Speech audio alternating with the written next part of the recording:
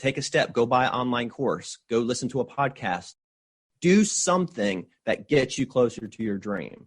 And for us, if we just take a step every day, that's 365 steps a year. That's a lot of steps towards your goals. Before we get into it, I want to introduce you to Groundbreaker, today's sponsor and partner. They are an all-in-one suite of tools for small to medium-sized real estate syndicators. They've got a special focus on real estate syndicators with 1 million to 100 million assets under management. They help you increase productivity and investor satisfaction by automating fundraising, reporting, and investor relations through elegant and powerful workflows built by syndicators for syndicators. Groundbreaker will help you scale your business without the need to scale your overhead. So they're going to help reduce your costs because of the admin team that won't need to be as large. And they're going to help you reduce your risk of data breach because of the security systems that they have in place. They'll help you increase your revenue by growing your assets under management because you're going to be allowed to focus on the things that are most important, like business growth and operations, not those administrative logistics. And ultimately, they're going to help you elevate your company's brand and professionalism and investor experience because your investors are going to enjoy having this platform with all their information versus however you're currently doing it.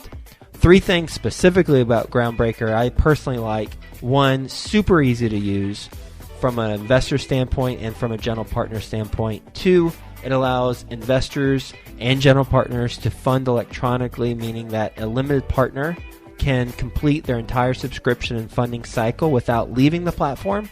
And on the general partnership side, for distributions, you can set it up so that you can trigger bulk ACH payments within the platform.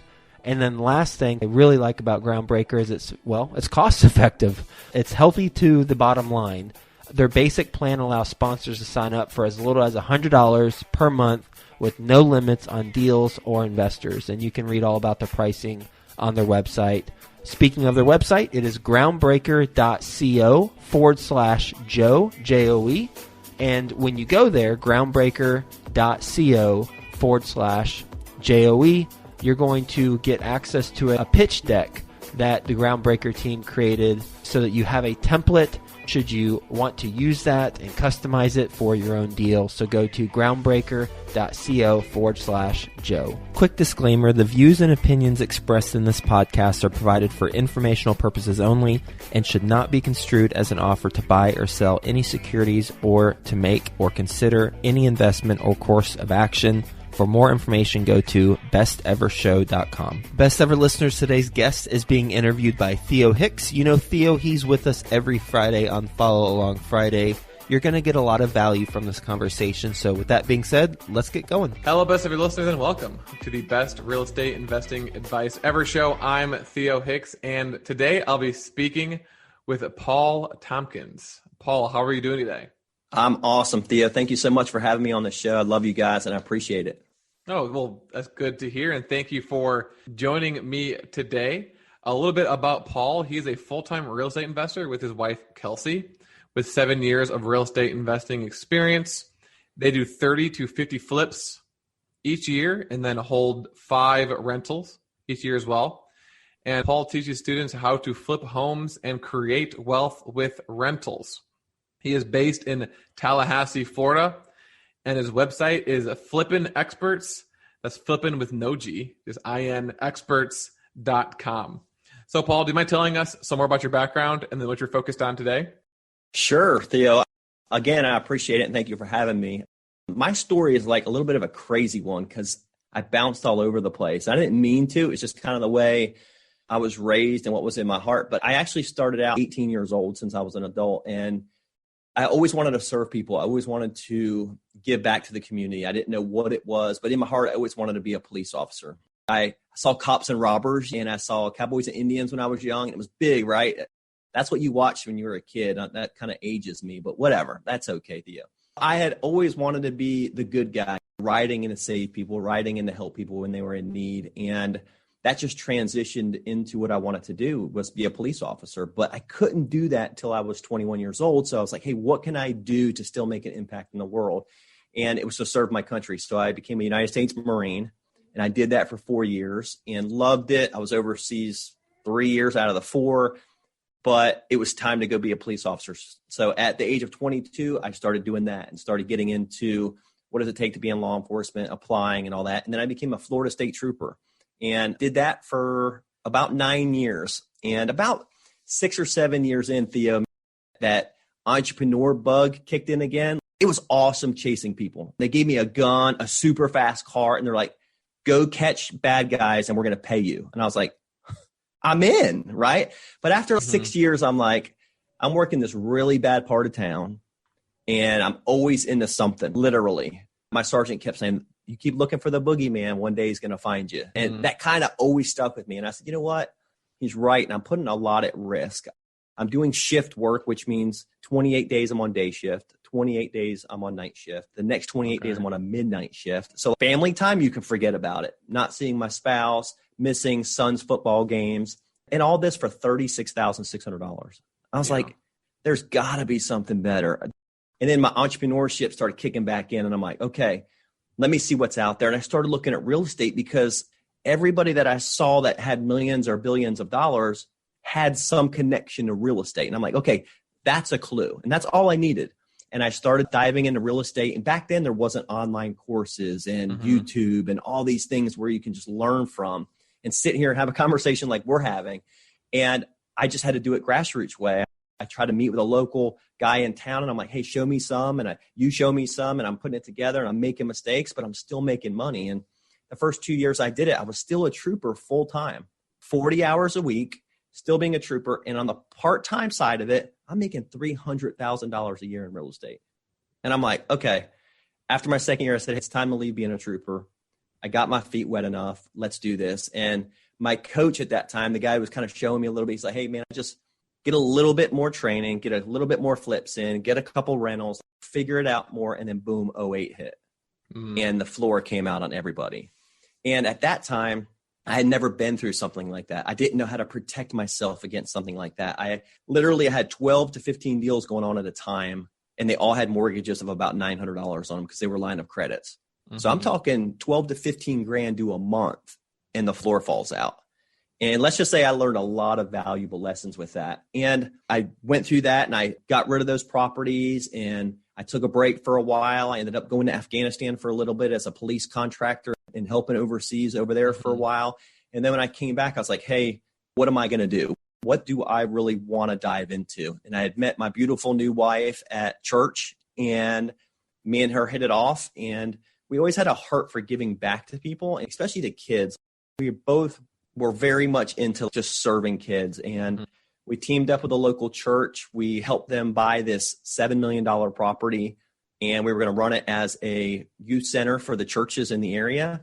And we did that for a year. And then one day the church said, hey, we're going to go a different direction with this business because it's so expensive. It's a lot of money. It's not just a couple $100,000. You're talking $7-8 million. And they decided to go in a new direction in a single day. Literally, the CEO drove up because we had moved out of town to help start this. We had moved out of town, sold our house, everything. The CEO shows up one day out of nowhere. He says, hey, I'm coming up tomorrow. I want to meet with you guys at 9:00. And I'm like, okay, that's weird because you hardly ever come up. And we knew there might be some shifting, but they had always guaranteed us a job. We knew them. And they said, hey, we're done. We're shifting. We're moving it. We don't need your employment anymore. Please have all your stuff off the property by 5:00. And we need your keys. And Theo, my wife just started crying. I actually can't believe how well I held it together, but I'm talking to the CEO and he's asking me questions and I'm actually helping them, which I'm under no obligation to. My wife's crying. And I think it was probably relief in my heart. Like, hey, this wasn't where I was supposed to be probably anyway. But both of us lost our jobs, 100 grand plus gone in an instant. We think about COVID and we think about stock market crashes and all that and people losing jobs. And we were there. And it wasn't just my paycheck or just my wife's paycheck. All of our money ceased in the matter of a day. And I think we had 13 days left on our insurance. We couldn't move back home. We didn't have proof of income to go buy another house. So we were literally stuck. And I just remember saying, okay, we're going to sit here for 30 days and we're going to really figure this out because we're never going to ever let somebody control our destiny again. No boss, no company. I want to control my own destiny. And during that 30 days, real estate just kept coming to mind. Real estate. I had fun doing it. My wife was in design. She understood staging and all these different things, which I wasn't that good at. I'm a dude, so I just go in and do paint stuff, and I thought it was good. So she brought that huge aspect. And then we said, hey, let's do this. And within 2 weeks, we had 2 deals under contract, and we were already flipping again. So kind of a crazy story, but that is very crazy. it all came back to real estate, and real estate has always proven to me and to obviously all these millionaires and billionaires that have their money tied up in it, that it's a long-term thing. It's an asset. It's something you can touch, you can feel. Somebody can't take it away from you overnight. You own it. It's yours. So that's kind of my story in a nutshell. When you and your wife both lost your jobs and were taking that 30-day pause to figure out what you're going to do and then decided to do real estate, did you have funds saved up at that point? Did you have a savings account? Where did you start when you started this now business of the flips and rentals? Yeah, I think we probably had 15 or 20 grand in the bank. Nothing major. Mortgages are $1,500, car payments, all that. So I knew I had a little bit in the bank, but I knew from doing it previously when I was a trooper that I could borrow hard money, that I could have a partnership with someone where they would fund it and I would do the renovation because I had done so many of them. I had a track history of just doing an excellent job, and every house I was doing, I was making $40,000 to $60,000 profit. So it helped me a little bit. So we got 50 to 20K in the bank, 30 days. We're going to do fix and flips. I think you said you quickly got 2 deals. Tell us about that. So tell us, how did you find these deals? How did you fund these deals? What was the business plan and how much money you made? I don't know if there was even time, Theo, to create a business plan, because once we said, let's go, the great thing is I had already done it before. My wife hadn't. She had no idea. She didn't know the first thing about real estate. She didn't know how to flip anything. She didn't even know what a flip was. So kind of getting her up and going, she picked it up very fast. So I guess you would say she's kind of like my first student, but there wasn't really a business plan, but I knew in the past I'd borrowed hard money. So I already knew how to do that. I knew the connection that I had a couple hours away, and money's money. So I was able to contact my hard money lender again and say, hey, here's where I'm at. Here's what I'm doing. What do you want to do? Yep. I'm still lending money, Paul. You've already done 40 houses with me. I'm good to go. Just send me paperwork. So literally getting financing started that quickly. I know normal money lenders now, you're talking 7 to 10 days. So it's still not a very long process, but I had already had a relationship. I also reached back out to a gentleman I was doing deals with already in the Jacksonville area in Florida and said, are you interested in partnering up on some deals? And he's like, actually, I'm exiting with the guy I'm with right now. He wants to branch out on his own. And I have a couple $1 million. I'd love to partner up with you. To be honest with you, it just kind of fell in our lap. We were proactive. We made the phone call, and we still do deals together today. Like 2 hours ago, we just put an offer in on a $444,000 house together. So those kind of connections, I always keep them. They're very valuable to me. I treat them with respect, and they're always end and start. So the hard money person, that the person that you reached out to who just happened to be exiting a partnership, is he who brought the deals in, or how'd you actually find the deals? No, I actually found all the deals. Some of them were auctions. Some of them were on websites or county auctions. We had cash. So with him having a couple $1 million cash, we're able to do certain auctions that other people can't do, like county foreclosures, short sales. I also immediately reached out to wholesalers in my area and immediately went to meetups. And here in Tallahassee, Florida, they have meetups all over the place and real estate investors networks. And I just immediately walked in the door and started making contact with the wholesalers. Wholesalers do amazing things for us. And it was pretty easy to get those first 2 deals. I found one, and then a wholesaler brought me one. Okay. What year was this? Yeah, that's a great question. I'd probably say 3 or 4 years ago.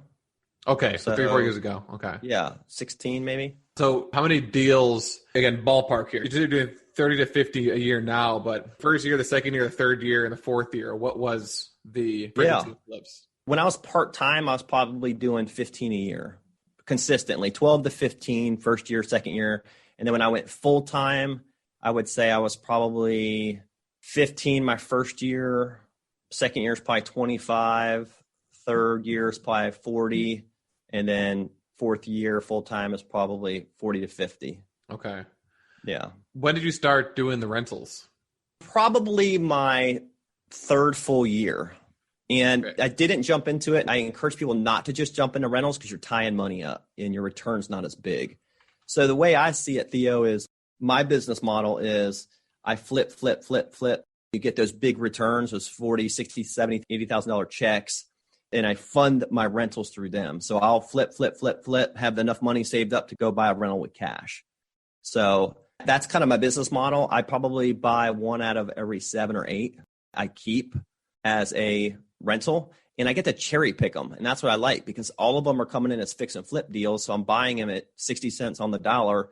I get to do the renovation myself. So I know there's a new roof. I know the AC is good and warranted. I know the flooring is luxury vinyl plank or tile or whatever it may. So when I turn it into a rental, it's turnkey. I'm not going to have to touch this thing for a long time unless it's just simple cosmetics or something like that. So it allows me to cherry pick and go after them versus somebody saying, hey, there's not a lot of equity in this, but it's great as a rental because it's making $300 a month. That doesn't do anything for me. I won't buy it. I need a lot of equity in it as well as great rental per month. Okay. Do you buy them all cash and then do you pull the cash out, or does that cash stay in there? About half and half. I'm getting to where I'm leaving it all in there now. It's just that the further along I get, I'm able to do that, and I don't need as much cash. If I can leave it in there, I do. I can always pull a line of credit against it. And everybody thought I was crazy. Like 2 years ago, I went to this big conference out west, and there's all these mega flippers in there. And we went around the room, and they're like talking about it, and everybody's paying cash and then pulling it right back out, or they're doing money loans, or they're doing this. And for me and my wife, our company, I'd rather feel like I'm broke right now while I'm young and leave money in, because then I get that whole rent check. If it's a $1,500 rent, I'm getting that whole rent check. It's not, oh, I'm paying a $1,200 mortgage, I'm getting $300, and then after taxes and insurance, I'm getting $100. That's just not worth it to me. So when COVID hit, that's where everybody understood where I was coming from. And they're like, now we see, because I didn't have a bank come to me and say, hey, we got to do this, or hey, this line of credit's going away, or somebody can come take my house. I never want it to where, like 2008 when that happened, the bank was in control of my life. They said, I want my $900 per mortgage, or we're taking the house back. When I leave my cash in it, no one can do that to me. So it's just where I'm at in life. Other people, they're just getting started. They're, hey, I just want to pull that cash out, go do another one. I have enough cash to where I'm doing enough flips right now that I don't need to do more flips, or I really don't even desire to hit 100 or 200 because that's a lot more stress. I'd rather find bigger spreads. I'd rather find better deals than more deals. How do you know how much money to take out for yourself to live off of? Is it just a rental income? Is it a portion of the flip profits? Is it just, do you live off of the profits of one flip per year? How do you approach that?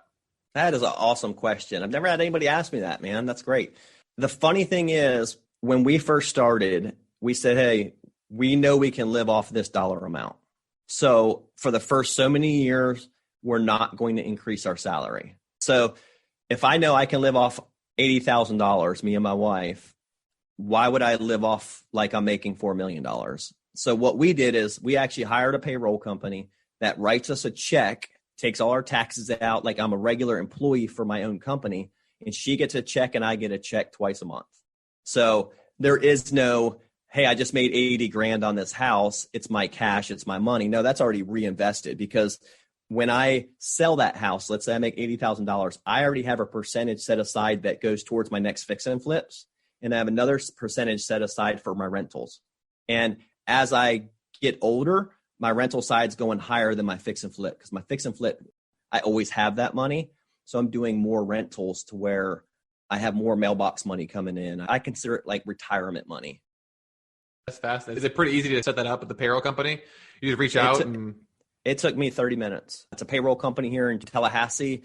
They say, how much you want to pay yourself? And I think I started at $2,500 a month, and then my wife was getting $1,500 a month. So we were making $4,000. We were around the $50,000 mark, and I think we've only increased it once. For us, we're okay living like that. Now, I do write a lot of my travel and expenses and stuff off through my business because it's obviously real estate related. But as far as personally, you never keep that money. That money, that profit, when it goes on the HUD, it says my company name and this amount of money. Everybody sees that. The IRS sees that. And that just goes right back into my company. So it never comes out into Paul's pocket. It's reinvested. Really quickly before the money question, I always ask people this question when they are in business with their significant other. What are some of the pros and some of the cons of working with your wife? Is she going to listen to this? Yeah, act like she's not going to hear any of this. Okay. Actually, I get a lot of people ask me that stuff, and I didn't realize how many people are married in real estate. I think it's so cool. So pros, she does things I don't want to do. And I don't mean that in a bad way. She loves design. I don't. She's on Pinterest. She's on design sites. She's drawing out kitchens and knocking walls down and showing me, hey, Paul, this is what I want it to look like. And then I'm kind of executing on that. Whereas I'm a guy, and I see a lot of our students do that. If it's just a single guy in the business, they do it like a guy. They're not going to knock a wall down. They're not caring if the kitchen's beautiful and gorgeous. And just by changing knobs and hinges, how much it can change certain rooms and stuff like that. Guys don't think about put all the doorknobs the same color as the hinges, the same color as the door stops. For guys, we're like, I don't know, go to Ace Hardware and buy some door stops. I don't care what color they are. So she brings that excellence, I think, to our brand and to who we are. And she's good at things that I'm not good at. And then I handle a lot of things that she doesn't want to touch. She doesn't care how the wall comes down. She doesn't care about the engineer coming out. She doesn't care about this, and this, or the finance side of it. I'm doing budgets. I'm doing rehabs. I'm going in houses before we buy them and inspecting them. She doesn't want to do that.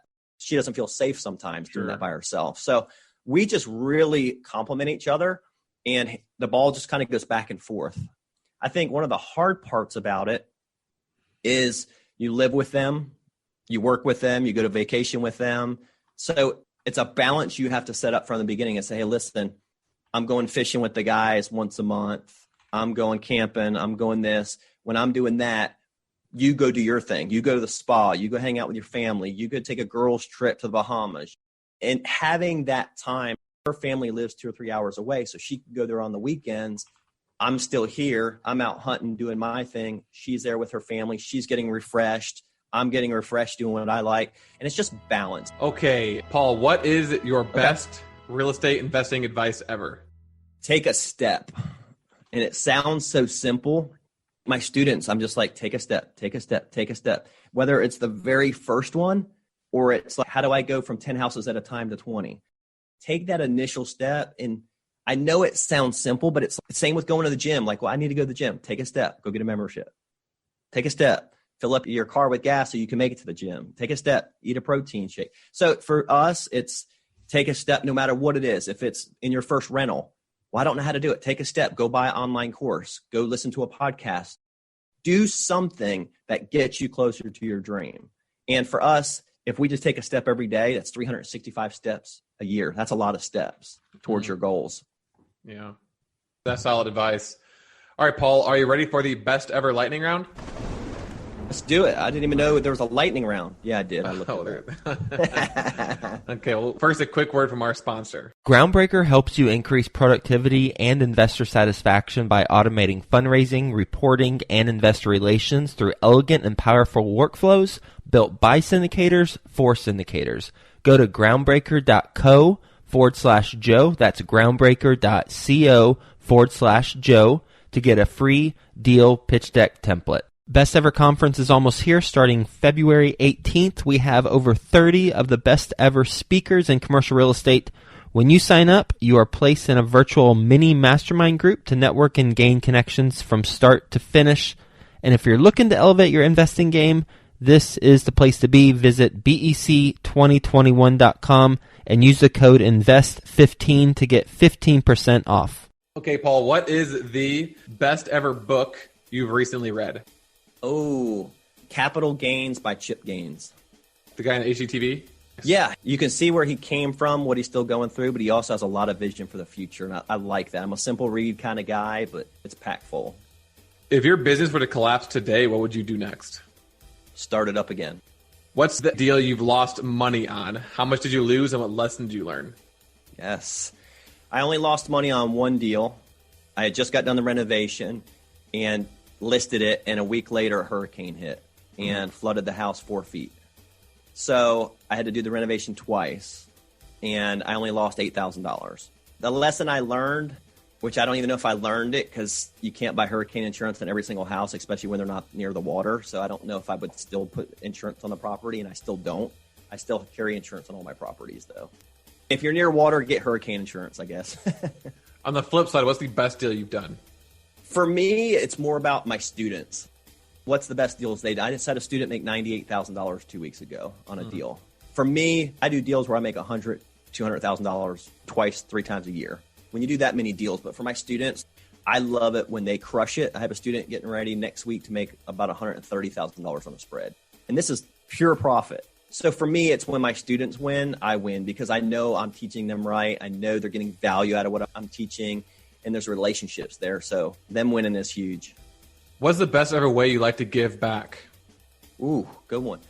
We have a outreach that we do. It's called Flippin to Impact. Kind of matches our name.